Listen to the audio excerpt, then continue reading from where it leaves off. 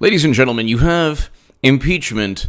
You have an impeachment inquiry or hearing, that is now dominated by academics.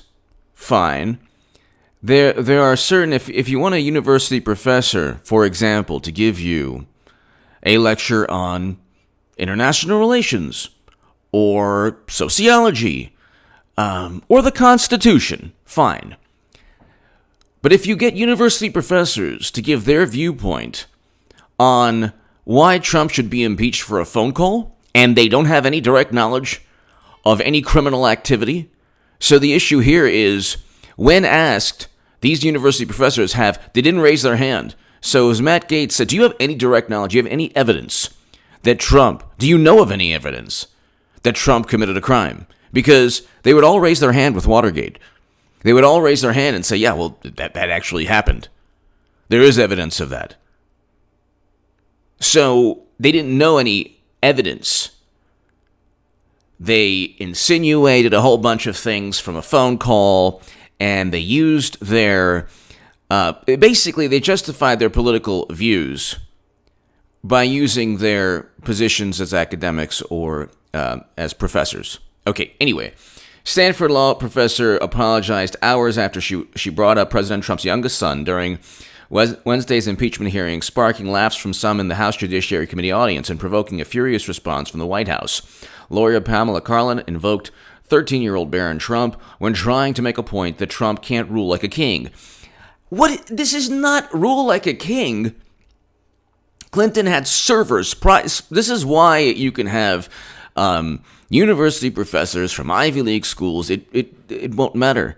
They're going to actually ignore evidence of criminality and then say that Trump is an authoritarian when Trump doesn't have private servers running outside the United States government where he can communicate without the United States government or the people of this country knowing what he's saying. So, Clinton had top secret intelligence stored on servers outside of the United States government that only she had access to. How she was able to obtain within those servers in her inbox, how she was able to receive within her inbox top secret and special access program intelligence in the form of emails. That is the biggest cybersecurity debacle of all time. Imagine if Aldrich Ames or Robert Hansen had top secret intel, or had top secret intel on servers running outside the United States government. Okay, so the issue here is, she goes, the Constitution says there can be no titles of nobility. So while the president can name his son Barron, he can't make him a baron. That's so funny, Karlan said in the committee hearing room, prompting audible chuckles. The White House blasted Karlan as classless. Why would you bring up the president's son? In an obvious attempt at being cute and sarcastic, they justify their disdain for Trump because of his personality, his belligerent. They say he has a belligerent personality. So then they justify their classless and distasteful and really just absurd comments that have no place in Congress. It's actually insidious to go after the 13-year-old son of the president. This is the type of things liberals do. They are the most vitriol, the most contempt, the most duplicity, the most disingenuous and dishonest political observers are not the conservatives or Trump supporters or independents or just objective people who just say, yeah, I don't like Trump's personality, but, there's a couple policies I like. It's the Democrats. All of these people. This person, by the way, gave money to Elizabeth Warren and President Obama and Hillary Clinton. Then when asked by Matt Gaetz why she gave money, she said, "Oh, well, he said, why did you give Clinton more money than the others?" She said, "Oh, well, I was giving a lot of money to charity." Some, ridiculous statement. But she couldn't name she couldn't name a criminal act. The impeachable offense is based on their sensibilities. There was one guy who said, well, I was an impeachment skeptic, but then I heard the phone conversation. The phone conversation does not say you will not get assistance unless you investigate Biden. Doesn't say that. You have to look into it and say, well, he's insinuating it, and we know he's insinuating it based on the hearsay and gossip from Dr. Fiona Hill, who also said, by the way, that the Ukraine picked the wrong candidate, that the Ukraine was actually working, that Ukrainian officials or people in the Ukraine were working alongside the Democratic Party. That is documented in Politico by Kenneth Vogel in 2017, also documented by John Solomon in The Hill. There are DNC officials, there are operatives that we know of who reached out to the Ukraine to find dirt on Manafort and Trump. That's okay to them. The Steele dossier purchased by Clinton is okay to these professors who give their constitutional... I mean, like, there are professors who like President Trump a lot. They might not be as vocal, but there are a great many academics and professors who think we need President Trump. There's a great one. There's a great professor. Okay, so hold on one second. Victor Davis Trump. So Victor Davis Hanson. Victor Davis Hanson is great. He is, what school is he?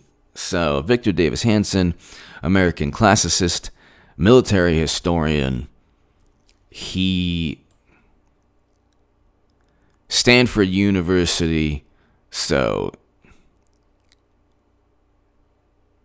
he's a professor emeritus of classics at California State University, and also at Stanford University, and a visiting professor at Hillsdale College. Okay, he was awarded National Humanities Medal in 2007 by George W. Bush. Okay, so Victor Davis Hanson actually wrote The Case for Trump, right? Yeah, The Case for Trump. And he's awesome. You can look him up on YouTube also. He's also on YouTube. And he gives great lectures. And he gives a great defense of Trump and a reason for why people should vote for Trump, or why people vote for Trump. And a reason why President Trump won. But see, yeah, I think I'm going to buy that. The Case for Trump. It's a bestseller on Amazon. All right. That's what I'm talking about.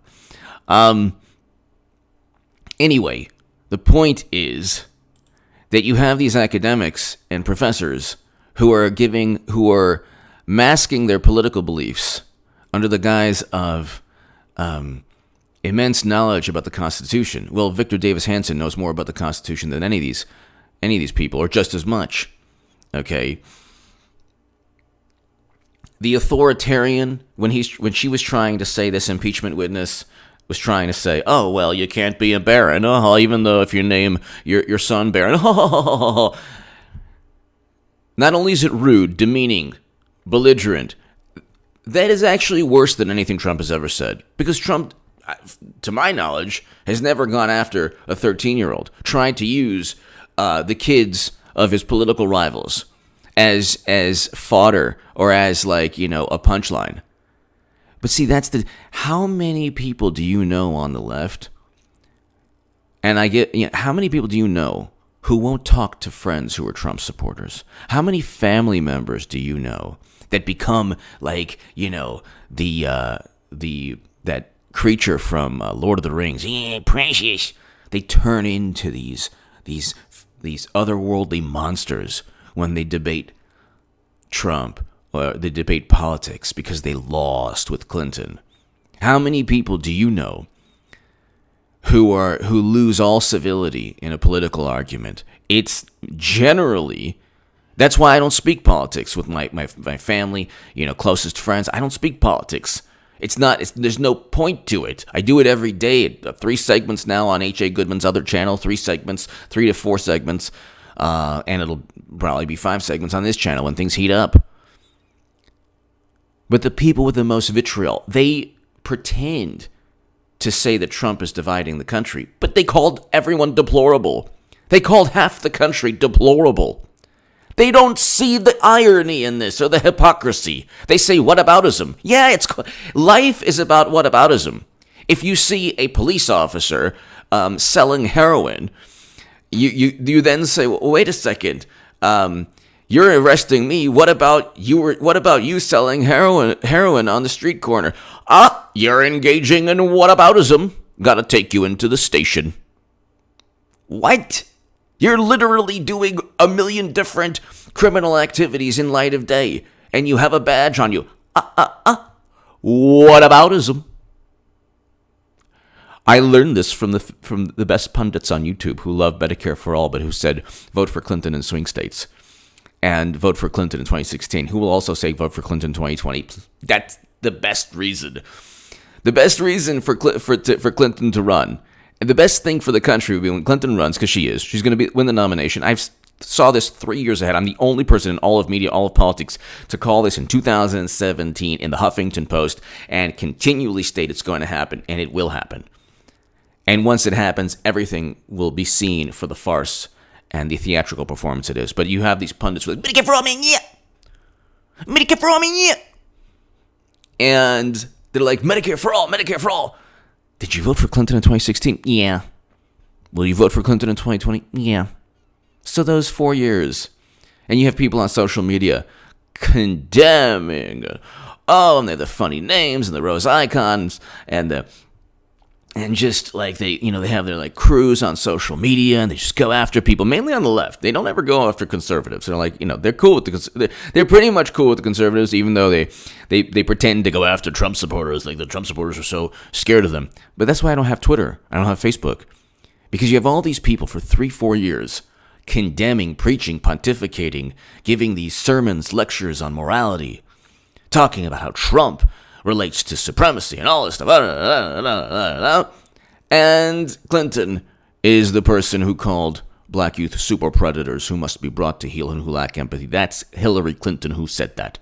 Hillary Clinton, if you could believe it or not, called, and this is true, Mahatma Gandhi, she apologized for this in the New York Times, a gas station attendant. It was Clinton, both of them, not just, because she wasn't just first lady when it was convenient.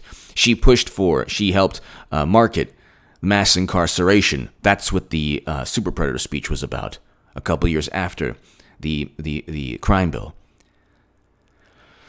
She took prison lobbyist donations in 2016, and they said, it's okay. She gave it to charity. They've been going forever.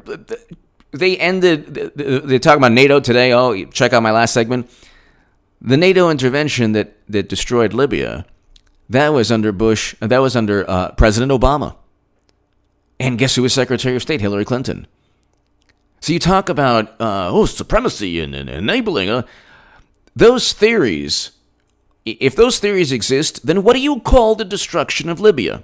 And who presided over it? Oh, that's right, President Obama, who drank Flint water to deceive people.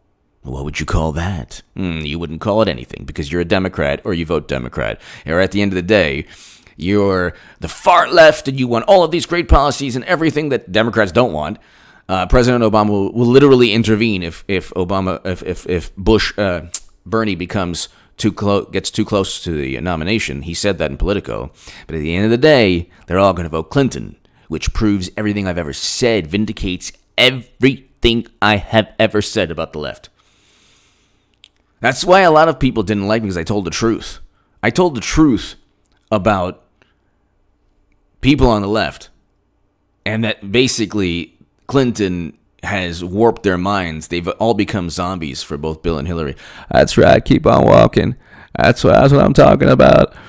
Vote for Hillary. Vote for Hillary. Don't even think. You're a Clintonian zombie. That's the Russians cheated.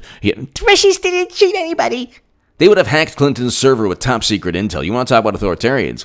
The authoritarian uses state power, the government, to go after political opponents. That's what they did. And they're worried about Trump investigating Biden's potential conflicts of interest when Marie Yovanovitch was given talking points from President Obama's administration saying, oh, yeah, by the way, if anybody asks about Biden's conflicts of interest, refer them to the vice president's office. It's like, so you have this impeachment witness, classless, completely poor taste, really disgusting kind of. They think they're morally superior, but at the end of the day, they're actually not. You're talking about a temper tantrum from liberals and media and Democrats, and a temper tantrum for 3 years, going on 4 years, because they lost. And they're the ones who utilized the United States government, utilizing a dossier purchased by Clinton and gossip from Alexander Downer under the guise of national security. It's not national security. The DNC could be hacked from here until eternity. It wouldn't be national security. If people are swayed because the DNC happened to be cheating somebody, that's the DNC's problem. That's not national security. Democrats are like, you are working with another country to sway the election. How about communicate an actual policy that people will vote for and they won't care what you do, your corruption? Democrats are hilarious. They're like, those ads, they're going to, the news that's not real is going to hurt us. How about stand for something that you wouldn't have to blame your losses on every possible thing that's ever existed? Give me your thoughts below. Check out H.A. Goodman's other channel right this second.